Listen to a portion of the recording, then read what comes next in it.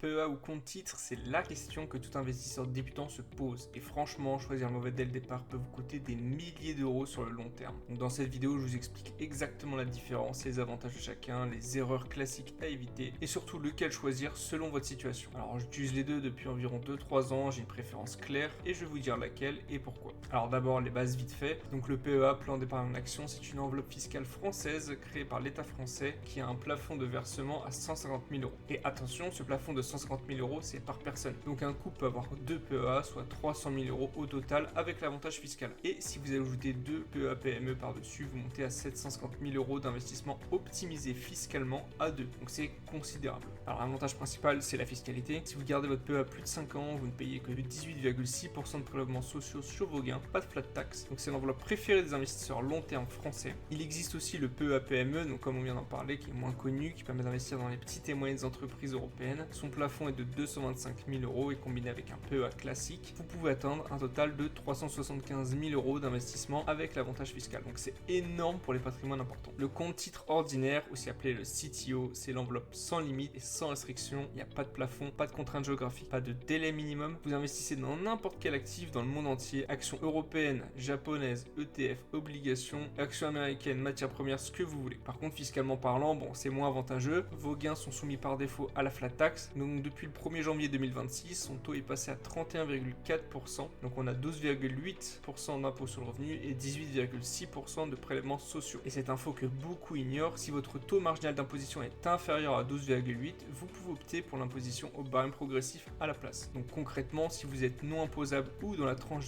des 11%, vous bénéficiez d'un abattement de 40% sur vos dividendes, d'une déductibilité partielle de la CSG et vous ne payez que 18,6% de prélèvements sociaux sur vos gains. Donc le CTO peut quand même être assez avantageux même pour les petits revenus. Donc voilà les bases, maintenant rentrons dans le concret. Donc la fiscalité, c'est l'argument numéro 1 du PEA et je vais vous montrer ce que ça change en euros réels. Donc imaginons que vous investissiez 10 000 euros, donc après 10 ans votre portefeuille on va dire qu'il vaut 20 000 euros, vous avez 10 000 euros de gains. Donc avec un CTO, vous allez payer 31,4% de flat tax sur ces gains, soit 3 140 euros d'impôt. Donc il va vous rester 16 860 euros net. Avec un PEA ouvert depuis plus de 5 ans, vous ne payez que les prélèvements sociaux, donc 18,6% d'impôt, soit 1860 euros. Donc il vous restera 18 140 euros. Donc on a quand même 1280 euros de différence sur 10 000 euros de gain net. Maintenant, imaginez ce même écart sur un portefeuille de 50 000 euros. On parle de 6 400 euros d'impôts économisés. Donc juste grâce à l'enveloppe fiscale et cet écart va continuer à se creuser maintenant que le PFU a augmenté. Donc c'est pas anodin. Alors un point important aussi sur les dividendes. Donc dans un PEA, les dividendes perçus restent dans l'enveloppe et ne sont pas imposés tant que vous ne faites pas de retrait. Ils se réinvestissent automatiquement et profitent des intérêts composés sans frottement fiscal. Dans un CTO par contre, bon, chaque dividende reçu est imposé immédiatement au 31,4%. Donc si vous avez une stratégie dividende comme moi, le PEA il est particulièrement puissant pour les actions européennes qui sont éligibles. Mais le PEA a quand même ses contraintes.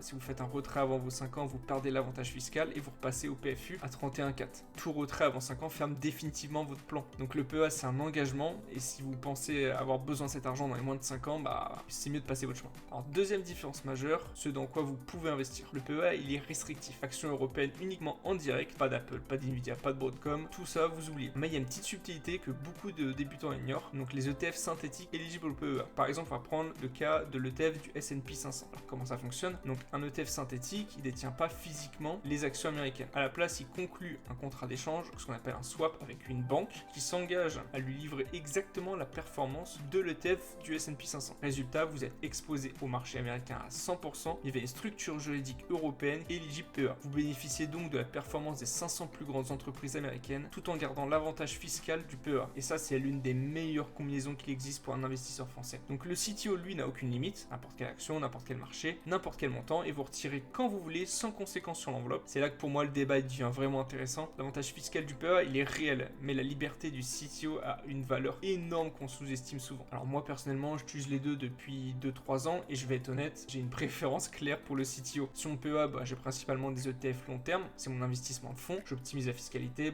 ça fait le job. Et je vais être transparent avec vous, honnêtement, je suis pas parfaitement optimisé moi-même, j'ai encore des ETF sur mon CTO alors qu'ils seraient fiscalement plus avantageux sur le PEA, mais c'est justement pour ça que je vous partage tout ça, pour que vous partiez sur des bonnes bases dès le départ et que vous fassiez mieux que moi. Mais malgré cette imperfection, j'ai mon CTO qui affiche quand même de bonnes performances et ça illustre exactement ce que je vous disais, la performance prime sur l'optimisation fiscale. Et là, si on regarde ces chiffres, je suis à peu près à 35% au global depuis mon ouverture, Broadcom à plus de 200%, Apple 50%, Cisco 99%, TSMC 86% et j'en passe. Et alors ce qui est intéressant, c'est que mon portefeuille est construit quand même principalement autour d'entreprises qui versent des dividendes. Donc ces entreprises américaines, canadiennes, impossible à détenir en direct avec un PEA. Donc stratégiquement, les dividendes, c'est un choix délibéré. Ça crée un revenu passif régulier, ça force les entreprises à être disciplinées financièrement et psychologiquement, c'est confortable de recevoir des paiements réguliers, même quand les marchés baissent. Donc la contrepartie, c'est que les entreprises qui versent beaucoup de dividendes, ils réinvestissent moins dans leur croissance, donc potentiellement vous avez moins de plus-value à long terme que des valeurs à croissance pure. Mais moi sur mon CTO, ma stratégie elle me convient parfaitement. Alors oui, je paye la flat tax à 31,4% sur mes gains et mes dividendes, c'est moins optimisé qu'un PEA, mais j'ai la liberté de choisir exactement les entreprises que je veux, mondiales, sans restriction, et pour moi ça vaut le coup fiscalement. Et voilà pourquoi si mon PEA me permet d'économiser 1280 € d'impôt sur 10 000 € de gains nets, mais que mon CTO me génère 20 000 € de gains sur les mêmes 10 000 € investis grâce à Broadcom, Apple ou autre, je paye plus d'impôts certes, mais je gagne beaucoup plus, honnête. Donc l'optimisation fiscale en soi c'est super, mais elle compense jamais une sous-performance. Donc ce qui compte au final c'est quand même le rendement net après impôt, pas le taux d'imposition. Moi ma stratégie idéale, PEA pour les ETF avec optimisation fiscale long terme et le CTO pour les actions en direct, les dividendes internationaux et les meilleures opportunités mondiales. Avant la conclusion, il y a quand même 3 erreurs classiques que font les débutants avec ces enveloppes. Alors erreur numéro 1, ne pas ouvrir le PEA tôt. Donc le délai fiscal des 5 ans commence à l'ouverture du plan et pas au premier versement. Ça veut dire que vous pouvez ouvrir un PEA avec 10 € aujourd'hui et ne rien faire pendant 2 ans. Le délai il tourne toujours, donc ouvrez-le maintenant même si vous n'avez pas encore d'argent à investir, c'est hyper important. L'erreur numéro 2, c'est retirer de l'argent du PEA avant les 5 ans. Alors non seulement vous perdez l'avantage fiscal, mais vous fermez définitivement le plan. Donc vous devez tout recommencer à zéro avec un nouveau délai de 5 ans. Ne mettez dans votre PEA que l'argent dont vous n'avez pas besoin avant au moins 5 ans. Erreur numéro 3, mettre tous ses œufs dans le PEA et ignorer le CTO. Beaucoup de débutants optimisent uniquement la fiscalité et ratent des opportunités mondiales extraordinaires. Par exemple, si on regarde mes performances sur Broadcom, qui sont sur mon CTO, c'est pas accessible en PEA. Donc l'optimisation fiscale, évidemment, c'est bien, mais la performance primera toujours.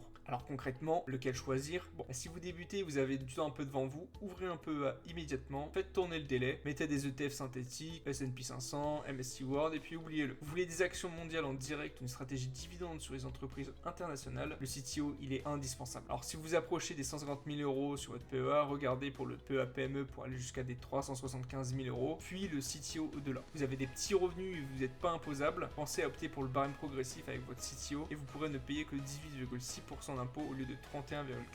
Donc mon conseil final, après 2-3 ans d'expérience, ouvrez les deux le plus tôt possible, PEA pour l'optimisation fiscale, le CTO pour la liberté, et utilisez chaque enveloppe pour ce qui a fait le mieux. Alors dernière chose pratique, quand on a un PEA puis un CTO sur 2 brokers différents, suivre ses performances globales, ça peut vite devenir compliqué. Un ETF d'un côté, une action de l'autre, des dividendes à traquer, c'est impossible d'avoir une vue d'ensemble claire d'un seul coup d'œil. Alors c'est exactement pour ça que j'ai créé FinePilot. Donc c'est un cockpit financier tout en un, vous connectez vos comptes, vous avez accès à tout, une performance globale en temps réel, répartition sectorielle, suivi de vos dividendes avec projection annuelle, un screener avancé avec plus de 100 filtres pour trouver les meilleures actions, du backtesting pour tester vos stratégies, calendrier économique, alertes, un petit centre de formation aussi pour vous améliorer dans vos finances. Alors FinePilot c'est gratuit, mais vous avez aussi des plans pour pousser un petit peu plus votre expérience. Donc ça va de 10 € jusqu'à 15 € par mois, le lien il est dans la description, c'est rapide à configurer, je t'invite à t'inscrire pour tester un petit peu l'outil. Alors si cette vidéo vous a appris quelque chose, likez, abonnez-vous, ça m'aide vraiment à continuer. La semaine prochaine, on va sûrement parler des ETF, lesquels j'utilise personnellement et comment choisir les bons pour votre profil. Et je vous dis à bientôt.